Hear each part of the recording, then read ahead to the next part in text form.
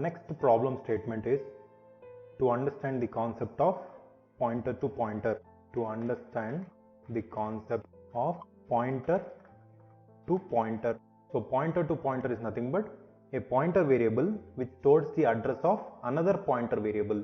This is what we call it as pointer to pointer. Now let me initialize int a. Next, int star ptr1 is one pointer variable, star ptr2 is the another pointer variable. So whenever we are going to initialize a pointer to pointer, we need to give it as star star. So this is a normal pointer variable and this is a pointer to pointer variable, and this is a simple variable. This variable will hold the actual value, whereas the star ptr will hold the address of the variable, whereas star star ptr will hold the address of pointer variable. So this is what the implementation of pointer to pointer. Now let me first initialize the variables. ptr2 equal to address of ptr1.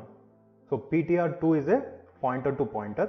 So this is what I am going to write here, pointer to pointer. So pointer to pointer is represented by two stars. ptr2 equal to address of ptr1. The next one, ptr1 equal to address of a. This is a normal variable address. A pointer is a variable which stores the address of another variable. Now let me show the memory locations of ptr. So the first one, the address of ptr2, and the value which is stored at ptr2. So address of ptr2 and the value which is stored at ptr2. Next, the address of the next one is, so let me explain the next one. The address of ptr1, and the value present at ptr1. Address of ptr1 and the value present at ptr1. So here address of ptr1 and ptr1. Next, the value of the next one I want to give is, I want to show you what is the value of a which is accessed using a pointer variable. So here, if I want to access the value which is stored at the pointer to pointer, then I can directly give star star ptr2, ptr2. Now meanwhile, I will also show you how to access the value of a as well. The address of a and the value at a is, next, the value of a accessed using pointer variable, right? So here the value of a is accessed using, this is pointer to pointer, using pointer to pointer variable, and the value of a accessed using pointer variable. This is star ptr1. So let me execute this and let me show the output for this given program. So I'll take the value of a as 100. Now you can see here the address of ptr2. The address of ptr2 is 616, and the value which is stored at this address is the address of ptr1. So if you can see here, the address of ptr1 is 608. The address of ptr1 is stored in the location of ptr2. The value at ptr2 is this one. Next, the value at ptr1 is the address of a, that is 604. The order how you have initialized the identifier, in the same way the memory allocation is done. That is the reason you are getting this address as 604. Next difference is 608. Next difference is you will be getting as 616. Okay, so depending upon the compilers and the accessing of the memory allocation, so you are going to get the sizes in the order of you have initialized the variable. The value of a at the given location is 100. Okay, so whatever the actual value is there, that same actual value, whether we got it or not, we are going to see. The value of a is accessed using pointer to pointer is 100. I didn't specify here /n, that is the reason you are getting in the same line. When once I have executed with the next test case, you will be getting clear here. Next, the value of a accessed using pointer variable is 100, right? Now let me execute this code with one more test case. The value of a, let me take it as 50. The address of ptr2 is 328. This 328 is a pointer to identifier and its memory location address. Next, 320 is the value which is stored at this particular 328. So this 320 should be the address of pointer variable. That is what the concept, right? Pointer to pointer, a pointer variable which stores address of another pointer variable. A pointer variable which is holding the address of another pointer variable is called as pointer to pointer. The value of at ptr1 is, this is the address of your a variable, right? 316. Next, the value at a is 50. The value of a is accessed using pointer to pointer is star star ptr2. Star star ptr2 will give the value, that is 50. Next, if I want to access it with a pointer variable, it is star ptr1, because star ptr1 is holding the address of a. So this is how we can access the value of a using pointer variable as well as using pointer to pointer. This is what the working principle of pointer to pointer example. The next problem statement is to implement the concept of pointers to arrays. Pointers to arrays. Hash include stdio.h int main. Now here I am initializing an array of some numbers. I am initializing array of some numbers 10, 20 and 30.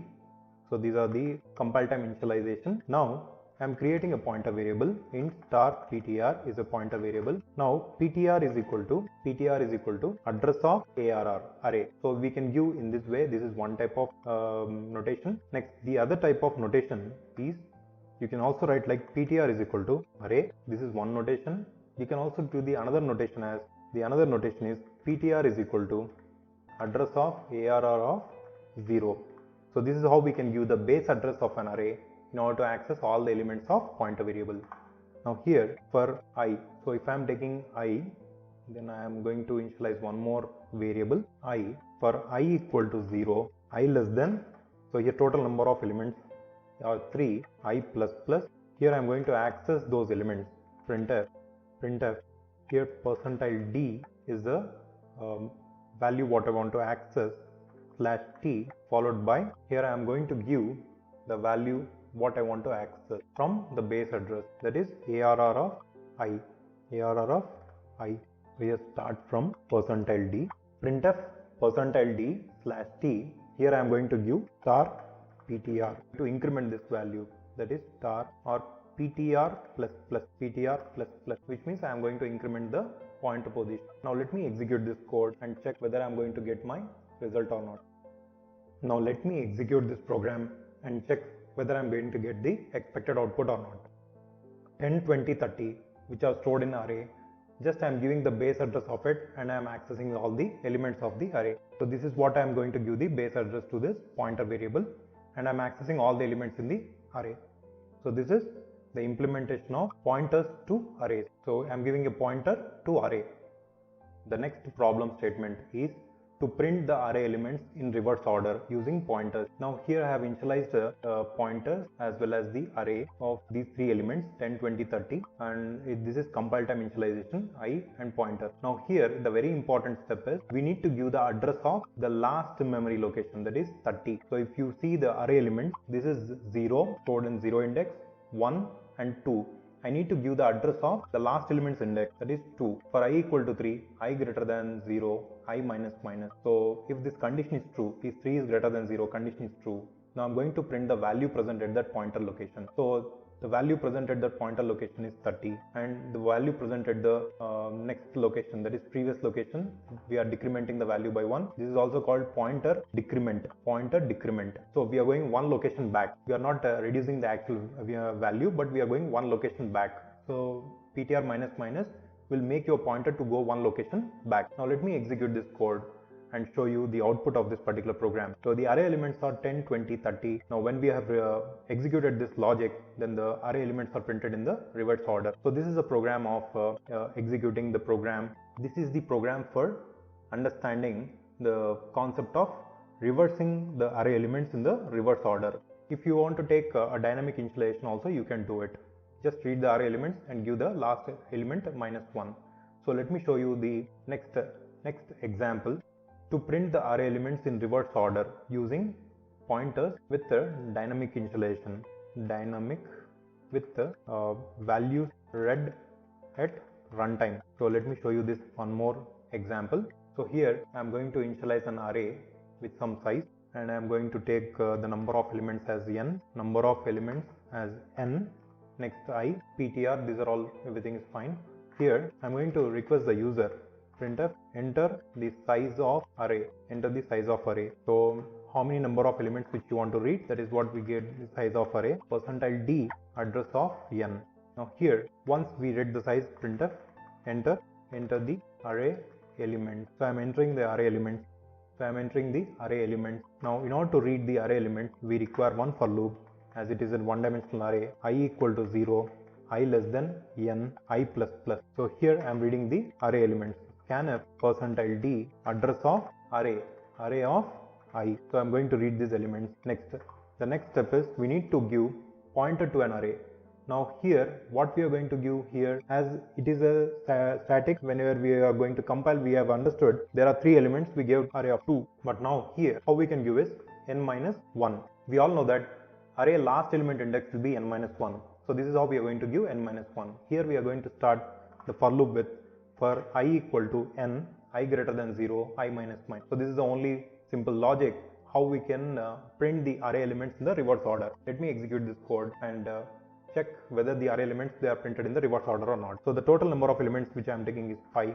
Let me enter the elements as 10, 20, 30, 40 and 50. So these are the 5 elements which I have read in the array. Now let us see the output of the program. We got as 50, 40, 30, 20 and 10. So this is how we are going to print the elements in the reverse order. So before running the next test case, just I want to differentiate the elements of the array in reverse order, or just to give a clear understanding of your output, just I am running this code once again with another test case. So let me give the number of elements as 3. Now I am going to take the elements in an array, that is 111, 222 and 333. These are the 3 elements which I am running in the array. The elements of the array in the reverse order are, that is 333, 222 and 111. So these are the elements which are printed in the reverse order. So this is how the concept of pointers to arrays work, and also this is also an example for pointer arithmetic, that is you are decrementing the previous location of the pointer.